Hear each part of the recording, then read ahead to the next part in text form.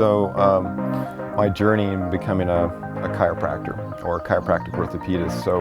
I graduated chiropractic school in '89, and I got out, practiced for 5 years or so, and just felt like there had to be something more. And I went back and actually did another 3 years in a chiropractic orthopedic specialty. And it just opened a bunch of windows for me of thought, and meaning that it wasn't complete. It taught me a way of diagnosing better, but there was still some lack in treatment, and I always found I wanted to do something more. So I just continued to find other ways of improving what I did. And continues to be that same way today. It's the process of never ending. I continue to do the same stuff. I can't believe I'm happy that I'm still learning. And actually learn every day with my patients, but that's kind of where I'm at right now. And as far as the way I practice, so I'm a chiropractic orthopedist. I do manual therapy. There's exercise that's a very integral part of it. And then I've become even more of an advocate over a number of years as far as just helping guide patients down the right path, whether it's me or if it's somebody else. I really try to do my due diligence in getting somebody better by giving them that direction.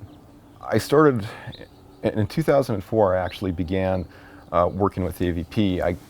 After acquiring different kinds of knowledge bases, I kept wanting to apply it and find more challenges, something that would really challenge this thing I was doing, which was not really any one particular system, but it was like an innovative part of me growing and putting a bunch of stuff together. And I wanted something that was more challenging as far as cases that what I was working at. And so I seemed to start to attract it, and then I got interested in beach volleyball. I was never a beach volleyball player. I watched it since I've been out here, and it evolved so much, and I had friends who had been in it for many years. And in 2004, I jumped in and became a medical provider for them. And since then, I ended working with a lot of beach volleyball. It's been cyclic, different times of my career, more or less. And then in 2013, I actually became a medical board member. It gave me another perspective of how things were. I had some idea at that point of how I would like to see the medical staff provide care to the athletes, and I wanted to kind of see that evolve. And so I got involved for a couple of years. My intent really was not to be on that board for a long time. I just really wanted to be there because it was restarting, and I wanted to be there at this point. And the physical therapist and orthopedic surgeon invited me, and I knew them, and I wanted to work with them. And I knew they had an idea of how they wanted medical to be and giving to these athletes, and we were on that same path. And so I helped get that established. They participated much more than I did as far as traveling to events, but I felt like I put my part into it and influenced that. So now what medical is what I thought it should be. And that's being there as an advocate for the athlete and trying to guide them down the right path. So this is a very interesting discussion because I initially started just with manual work, and that was many years ago. And we were given some education in exercise as chiropractors, but I had to go find other ways of doing things. That was one. And so having a big manual therapy base of my vision of how things were, and I found it to be an amazing reset and necessary for almost every athlete at that time. Like, I thought that was the thing that they needed. And working in a medical tent was like instant gratification of that, because you did something on somebody and they went out and played, and they either played better or they played worse, but most of the time it was better. They felt better. You were able to change how a body worked at a moment in time. And that's kind of sums it up. It works better in a moment of time. And beyond that, it kind of goes back to where it was. And then the question is, how much of that manual work do you really need to put into it to facilitate them doing their sport? And it changes for different people. And this is a long discussion, but one of the things I would like to mention is that it is a detriment at times because it can create a dependency. One of the things in working in the medical tent, in the AVP medical tent, was that I saw that a lot of the athletes felt there was a need for this. And there is. It definitely helps them function better. But they also need to be able to take care of themselves and not think that this is what they need.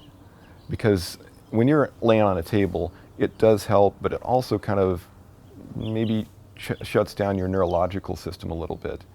For instance, there was an athlete years ago, everybody's got calf problems on the sand. And I'll always refer to Elaine Youngs and her black calf neoprene brace. And that thing circulated to different athletes, I think. You saw somebody else wearing it at different times. But anyway, there were a lot of calf problems. And this one person, this athlete was laying there, and I was just working through his calf issues. And before I knew it, it's like, this is going on too long. And it's like, I felt it, and I think he felt it too. It's like, you need to get up. It's like, we're doing this, it helps, but you need to get up, move around again. And it's like, of course, you don't want to lay there. That's not how you activate your body. You need the reset, and then you need to go do something else. So what I try to do with my patients currently is I'll reset them. We'll do the manual work. But then I also, and this is part of a paradigm of thought that I like, is that you restore, but then you also reinforce. So you're reinforcing this change in their system by giving something now that kind of complements it, whether it neurologically turns it on, which is a pretty quick fix, which is cool. And then you need to do that, but you also need to actually show them how to get the parts working better, whether it's foam rolling, stretching, massage, yoga, whatever they've been doing to kind of mobilize and get them more flexible, and then maybe activate, meaning that you just need to get some blood flow into the tissues. You need your muscles to work right, so you do a few shoulder exercises, and I actually have seen this quite a lot on site, where they have their band and it's hooked up to the post, and they're doing these shoulder exercises, right? Just something to activate. So, that's kind of along the line of thought that I work with. That's a little more generalized. What I really try to do is be present in what they need in the moment.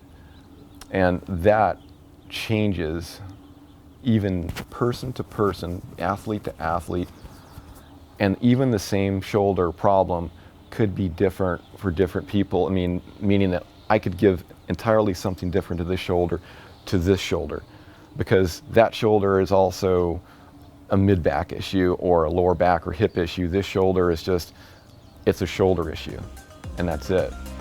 So I just needed to be more present with how I was doing things and recognizing that process.